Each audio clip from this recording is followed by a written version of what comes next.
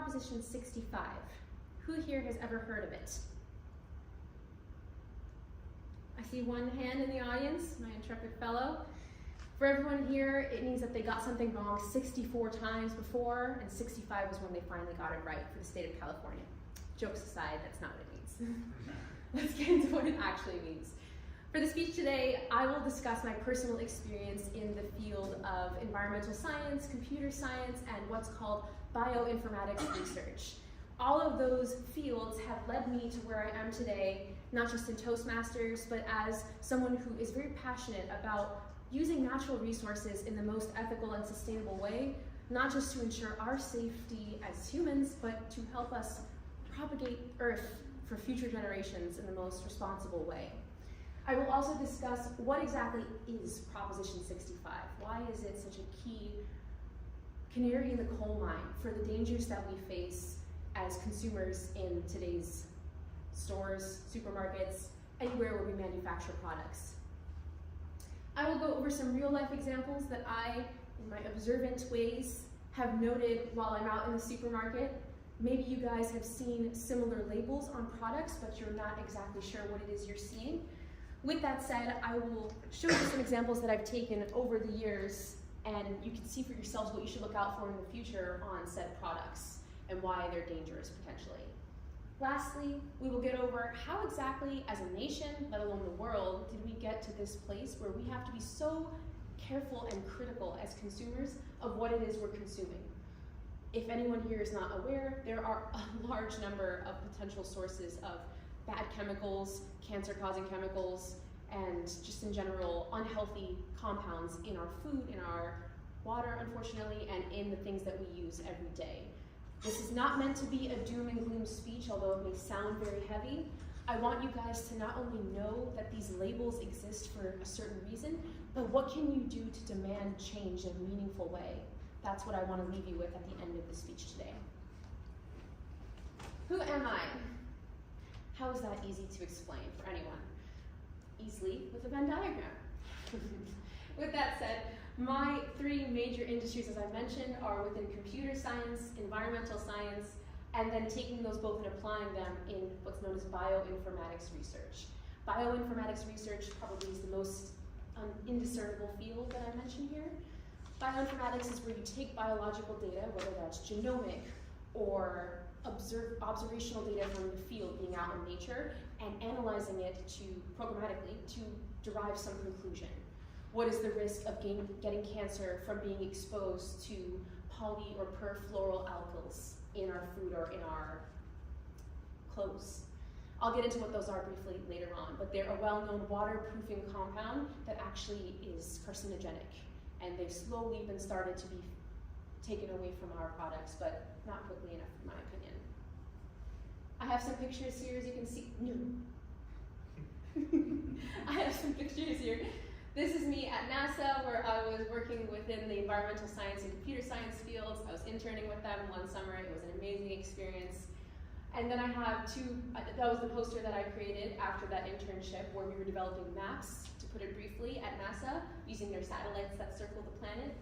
The bottom picture here is when I was at Lawrence Berkeley National Labs. I was working on genomic data to analyze how little sea crustaceans called Daphnia change their genome after exposure to bad chemicals. So you expose them intentionally, and then you take their genome and you analyze it with programs and computer science. It was very difficult, and I finally, at this point in my career, can approach those topics with more confidence. At the time, I didn't have any computer science training. Needless to say, I started to learn more about what makes the world sick or what makes it healthy, and it led me to where I am now. Current research that I'm doing here at the university, briefly, is within the same bioinformatics. I'm using quantum computing, which is pretty cool, still pretty novel, not widely available because of the resources it takes to be quantum computing, to enhance any analysis we can do in what's known as population genetics, genomics. As you can imagine, the genome for a human is quite large. How do we compute any trends or any analysis on it? It's very difficult to do so because we need a large amount of memory and storage. With quantum computing, we are unlocking new areas to be able to do this quickly and more efficiently because we're using quantum mechanics and quantum physics at its base. The other topic I'm working on right now while I'm a master's student here at FAU is predicting cardiac risk, cardiac events such as stroke, heart attacks, from patient data that we collected, well, was collected in 2004 in Spanish hospitals. These things are also what drive me to be passionate about these topics, because I'm, again, learning how people are affected at a minuscule, microscopic level by exposure to chemicals and bad compounds. With that said, what is this long title here? Safe Drinking Water and Toxic Enforcement Act of 1986. It's Proposition 65.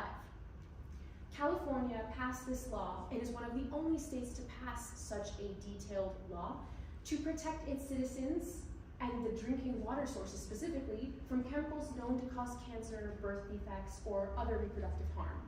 It requires businesses or manufacturers who give businesses their products to specify exactly when their products have exceeded limits, safe limits of chemicals, or to remove it entirely from the products.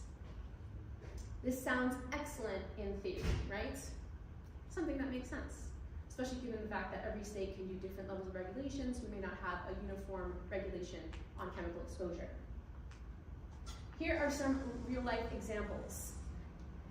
They are usually found at the bottom and in the back of any of your products. Has anyone ever seen labels like this on the back of your products? Okay, I see 2 hands, 3 hands, 4 hands, 5 hands, 6 hands. You guys are sequentially lining up for me. Thank you for that. With that said, let's look at what it says here. This is a bag of organic pea protein powder, my friends. Organic, you think it's safe, right? But it says consuming this product can expose you to lead, which is known from Proposition 65 to cause birth defects and harm. Can does not imply that it actually has lead in it, but there may be a possibility that while it was being manufactured, it was exposed to lead. This sounds great, but honestly is a bit more concerning than maybe it's warranted. What if there's no lead in it, right? The next one is a pair of hangers that I got from Walmart as well. It says these hangers can expose you potentially to nickel or chromium, which can cause any kinds of reproductive or birth defects. Again, can expose you. How do you as a consumer make an informed decision off of that? What would your first instinct be if you see that on a product? Anyone raise your hand? Yes? To not buy it. To not buy it, right? Absolutely. Now imagine you go into many other stores and they all have some kind of warning because they may have been exposed at some time to something dangerous. It's a very weird area to be in as a consumer. It puts a lot of stress on us because we're in a vague world of danger. Is there danger or is there not? This proposition is often ending up in results like this, unfortunately. Again, here, briefly, this is a bookshelf at Big Lots. I like to shop at Big Lots. But it says here that this bookshelf can potentially expose you to formaldehyde. Drilling, sawing, sanding, or machining any of this wood could potentially expose you to wood dust, which can cause cancer. So obviously don't mess with the products if you buy them. Don't go and make a cute DIY project by chopping it in half. But still, it shows you that you, even at a different store at Big Lots, you're exposed potentially to danger. What would be some much needed updates to Proposition 65? I think we all understand at this point why it's important. But the fact that we live in a state of could be exposed is not good enough for anyone. The update would be that labels should indicate that the toxic chemical is actually present, how high the exposure is, and how relatively dangerous the chemical is. We should also be able to hold these manufacturers financially responsible. That's difficult because manufacturers often don't promote what they're doing necessarily or that they're making products. It's something that happens in a relative black box from consumers. But groups like the American Chemistry Council is an industry group which represents them, a conglomerate of these manufacturers. We could go to the council or message them and say we demand better labels on our products. Overall, after I researched and realized and observed all these labels, I started to get really upset. I was like, how is the onus on the consumer to try to make these really nuanced decisions that aren't clear-cut? It's not fair. I thought to myself, why is manufacturing so sus? For anyone who doesn't know what sus means, it's a slang for suspect. Why is it so weird, and why is it so potentially dark? Let's go briefly into the US's regulatory organizations. These are ones that are funded and provided by the federal government to help curtail any ne'er-do-wells who are only invested in profits, which we'll get to at a certain point as well. One of the biggest themes of this speech is that many of the places we are in now are because of our ideological belief that profit over everything is what we strive for. We'll talk about that in a minute. Needless to say, that EPA, the Environmental Protection Agency, passed in 1976 when the US literally had rivers on fire, the Delaware River, on fire from the amount of pollutants in it. Water was on fire, my friends. Does that sound remotely possible? In the 70s, passed a law called the Toxic Substance Control Act, TSCA. Basically, at that point, it was to help bring back all of this toxic pollution. However, because we're an intrepid nation of wonderful business owners, there were already 62,000 existing chemicals at that point, which got grandfathered in and assumed safe without testing. Does anyone want to throw out some numbers about how many of that 62,000 they think have been tested to this day? Throw out some guesses. 62,000. Wrong, my friend. Very wrong. 1,000. 1,000? 10? Okay, we're getting closer. 200 of that original 62,000 have been tested. Yes. The FDA, the Food and Drug Administration, has what's known as the GRAS clause. They are labeling it as generally recognized as safe, and it's a loophole which allows food and chemical companies to self-declare safety in their chemicals they've manufactured. Is there not a conflict of interest to not indicate that this substance is bad because you can continue to use it and continue to make money? While this seems dastardly and while this seems frustrating for all of us, again, I don't want to burden everyone with a dark behind the scenes of what's going on in our federal government, but at the same time, unless we as consumers are aware of these loopholes and what's going on, we cannot begin to demand accountability and action. There are so many issues that we as consumers could tackle, it becomes overwhelming. However, hopefully, with knowledge of these laws and these loopholes, we can start to get rightfully indignant and rightfully empowered to do something about it. We also have what's known as intellectual property and patent rights. A company can claim a trade secret protection and not divulge what's in something if they use a term like fragrance on their product label. They could say, well, I can't let you know what's going on because then someone could replicate it and take away my money. I call BS on that. You know why? There's plenty of companies that work in the European Union, which we'll see next, are very good at protecting their citizens from exposure, and they're not losing out on any private trade secrets. Next, we have lobbying, everyone's favorite thing as an American citizen. Lobbying is where politicians are able to be swayed by financial contributions from companies to potentially vote or act in a certain way, putting that simply. It is as shady as it sounds, and it should not exist, in my opinion. However, we know there's 8 major PFA. As I mentioned, PFA, the poly and perfluoroalkyls, those are for waterproofing. Those are 8 major companies that make those. They spent over $105 million lobbying just between 2019 and 2022. We know that 2/3 of the Senate Environmental Committee, another regulatory body, had received donations from major chemical companies, potentially also from the PFA companies. There's a lot of conflict of interest here, and we should demand accountability and less money from politicians for sure. This will be a brief one. Let's go outside of the US. What are the other problematic issues that arise to us having poor manufacturing practices? It's what I like to call under the supply chain stressors. Has anyone here heard of the supply chain?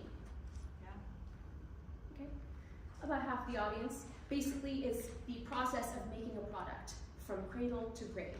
Starting with your natural resource, refining it, putting it together with other things in a manufacturer's lab or in a home, sewing it, putting it together, and then selling it to the consumer. The supply chain is a huge monster, if you can imagine, fragmented from so many different pieces around the world to make your product that ends up in Walmart or in Big Lots, as we saw. It's not an easy thing to assess, but there are some obvious problems or stressors that cause us to be where we are with manufacturing dangers. Say that you have a country like the US or the European Union, a collection of countries, they have now protection over certain chemicals. Wait. We can just outsource this work to be done in a country like China or India. This is not to slander those countries, but to say that they have less protection over regulating any chemical use or chemical creation. Because once again, as we know very well, economic growth is the king. Why would we restrict any of that when we can keep making money? A question for all of us to think about. However, when you outsource it, you're allowed to put those products into your products that will then end up being sold either in the US or even in the EU. The US, though, is particularly vulnerable because we don't test everything, unlike the EU, which I'll mention in a moment, has this wonderful framework for doing that. Next, we have what are called regrettable substitutions. In the industry, it's a known term where manufacturers take advantage of a lack of regulations or a lack of testing. They will replace regulated, known to be toxic chemicals with unregulated ones, but they often have similar toxic properties, but they're not necessarily restricted yet. This is an example. Does anyone here remember when plastic water bottles and plastic in general started having those BPA-free stickers on it? Yeah, I see some shaking of head. It was exciting. I thought too, oh, finally, we're getting some wonderful protection. Well, there are a little bit of caveats with that because the BPA was replaced with BPS and BPF, different chemical compounds, which are now found to have similar health effects. But they're not controlled yet, so you're still able to do it. Again, this is way too much for any consumer to know, and it's not fair to expect us to keep up with all of this. But the sheer amount of absolute tomfoolery that these companies get away with deserves to be addressed by consumers who are finally fed up and indignant with profit over everything at the expense of our health. Good news. What can we do?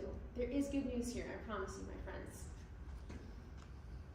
Basically, it comes down to demanding and voting for baseline protections. When you vote, it is extremely important to know what someone's platform is and what they care about, especially when it comes to reining in a lot of companies who are not being reined in right now. As an example, in 2007, the European Union adopted a hazard-based approach under what they call REACH, Registration, Evaluation, Authorization, and Restriction of Chemicals, which puts the burden on chemical companies to prove that their products are safe before they can bring them to market. The US has a retroactive, and has forever, risk-based approach, which means that the burden falls to government officials or researchers to prove the chemical poses unreasonable health risks. This process can take years if one is even flagged and marked as dangerous. You can see how we are lagging behind, let alone if regulatory bodies like the EPA, the FDA, are not staffed properly. If you don't have enough people to go after the research and to make the discernments that these products and these compounds are bad, let me just say the EPA has a backlog that is obscene. Before what happened recently where more funding was taken away from them.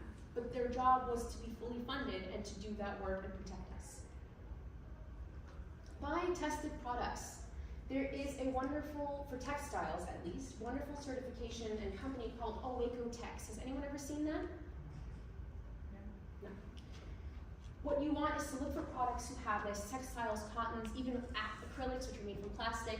It says that these products are tested under these different standards and made safe.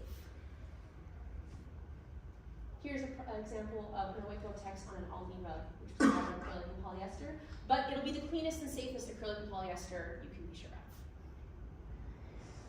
I don't have much time, unfortunately, but examining our wealth system is important. Looking at a not-for-profit system where you still have private companies, but their concern is to invest in social and environmental good would potentially radically change our systems that fund our ideals and our ideological systems.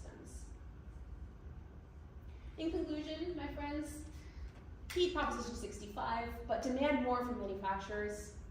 Informed spending is really the way to year-round vote. besides out of the election ballots. But thank you so much for your time today.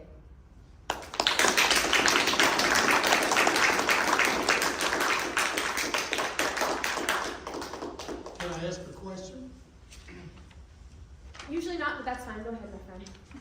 You know, the city of Boca has just said they're going to take fluoride out of the drinking water. What does the science say about fluoride in cancer? The most up-to-date science says that it is not unsafe, or it's that's safe, basically. It says that it is safe. But a lot of people have understandable concerns that a lot of research has been funded by corporate interests, and so people in general are trending towards not trusting science anymore.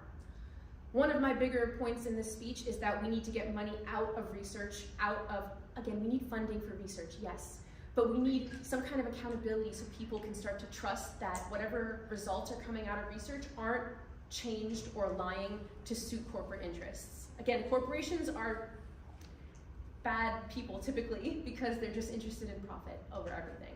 So fluoride is deemed to be safe, but a lot of people don't believe that, unfortunately. Thank you.